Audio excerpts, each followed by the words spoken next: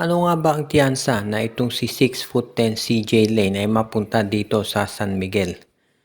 Ito ngayong San Miguel, siyempre naghahanda yan dito sa finals. Pero nakafocus din yung management dito sa darating na draft. At yung pangalan ni CJ Lane ay isa sa pinakamatunog na baka maging top picks. Meron kasing mga umiikot na report na baka itong si Quentin Brown na hindi sumali sa draft. So kung hindi sasali si Brown dito sa draft, posible na si CJ Lane ang maging number 1 pick dyan. So kung ikaw naman ang San Miguel Beer, ito na ang oportunidad para kumuha ka ng isang center na magagamit mo. At yan na talaga bagay na itong si CJ Lane dito sa kanilang roster. Para mangyari yan, kinakailangan makakuha ng San Miguel Beer yung first round pick nitong Terra Firma Jeep. Kung magagawa yan ng San Miguel, makukuha na nila itong si CJ Lane o kung sino pa mang big man na nandyan sa draft. Alam natin itong of course, si J.O. Chu sasali din daw at malay natin magbago ng isip itong si Quentin Brown. Kaya kung matuloy ang nasabing transaksyon, abay parang nakajackpot si Coach Leo Austria.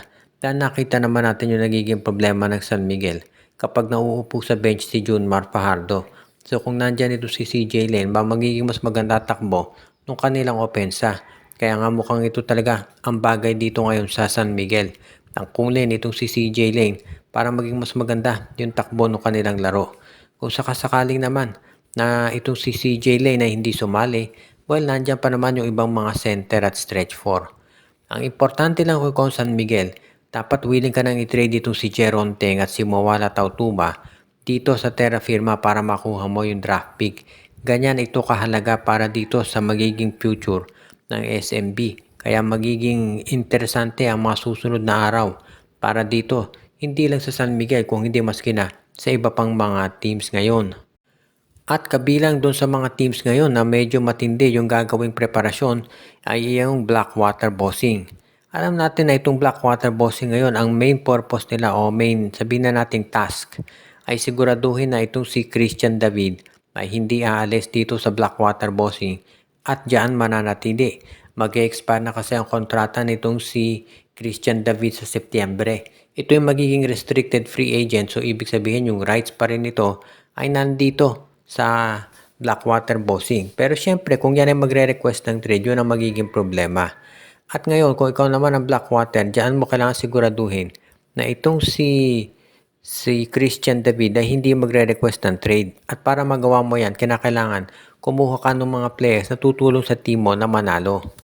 Pati na rin si Cedric Fairfield, isa yan doon sa mga players ng Blackwater na posible ring umalis dahil syempre hindi na kontento dito sa nangyayari sa kanilang koponan.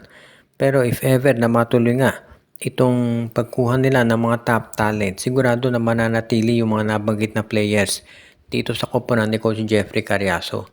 At yan naman talaga ang gusto niyang mangyari.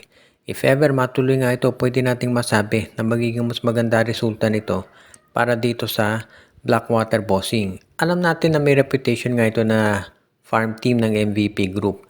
Pero kung talagang desidido sila na magpalakas ng lineup nila, aba ito na pagkakataon na kumuha sila ng mga players na talagang magagamit. As it is, alam natin na itong Blackwater Bossing ngayon na isa doon sa mga teams talaga na makikinabang pagdating dito sa matinding mga rookies na papasok sa draft. Alam natin yung draft pick ng Blackwater pang number 3. So meron silang makukuhang top talent sigurado. At yan ngayon ang hinahanap ni Coach Jeffrey Cariaso at baka yan ang magpagkumbinsi kay Bearfield at David na wag nang umalis dito sa kanilang lineup.